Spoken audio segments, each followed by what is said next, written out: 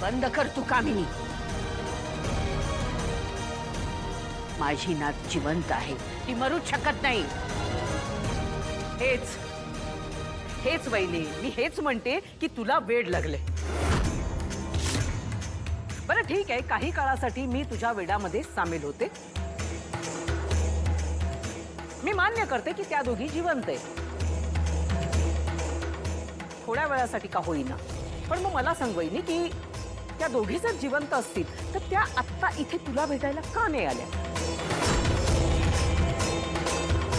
त्या इथे असायला हव्या होत्या ना. मला सांग, कुठलीही बाई, ती आणि तिची मुलगी, त्यांचं स्वतःचं घर असताना आपलं घर सोडून दुसरीकडे राहणं का पसंत करतील? शिवाय तू गौरीला मान्यताही दिली होतीस.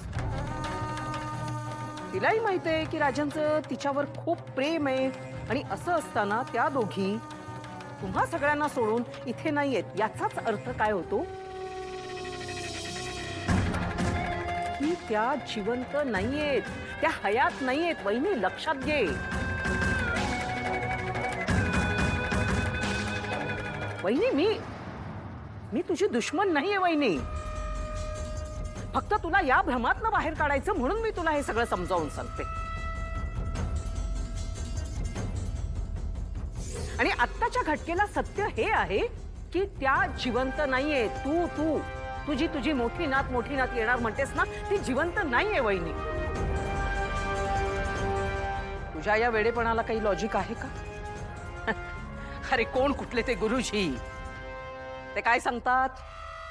ते सांगतात की तुमची नात आसपासच आहे. आसपासच आहे काय आहे? किती असंबद्ध, किती तर्कविसंगती आहे त्यांच्या बोलण्यामध्ये.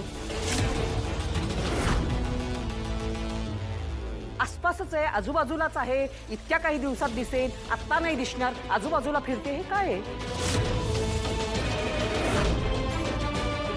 आजच्या काळामध्ये आपण ह्या गोष्टीवर कसा काय विश्वास ठेवायचा म्हणते मी. आसपास असेल तर ती इतक्या वर्षात तुला भेटायला हवी होती, बरोबर ना? मी काही चुकीचं बोलते का? 17 वर्ष झाली ती तुला भेटलेली नाहीये, म्हणजे ती नाहीये वहिनी, हे मान्य कर.